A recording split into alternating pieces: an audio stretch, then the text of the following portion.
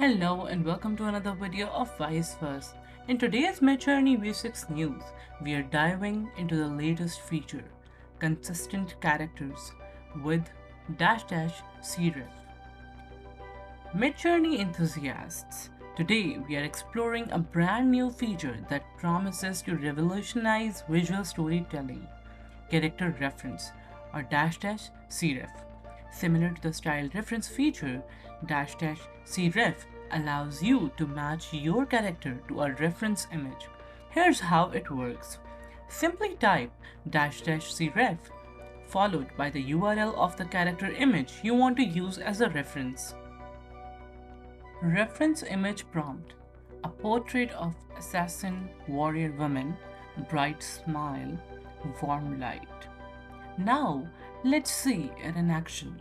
Whether you are on Discord or the Alpha website, the process is straightforward.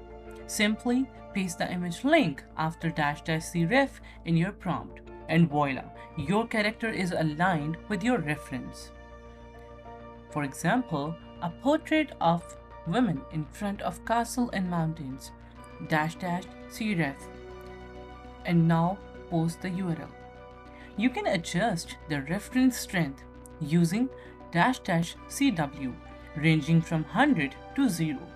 At 100, it considers face, hair, and clothes. At 0, it focuses solely on the face. Example prompt: a portrait of women in fields of flowers, --cref, and the URL.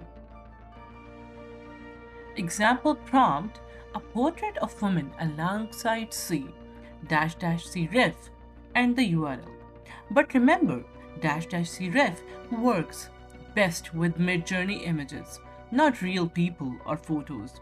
It is all about capturing the essence of your character, not the fine details like dimples or freckles. You can even blend multiple images for a richer character depiction, like this: --cref, URL1, and URL2.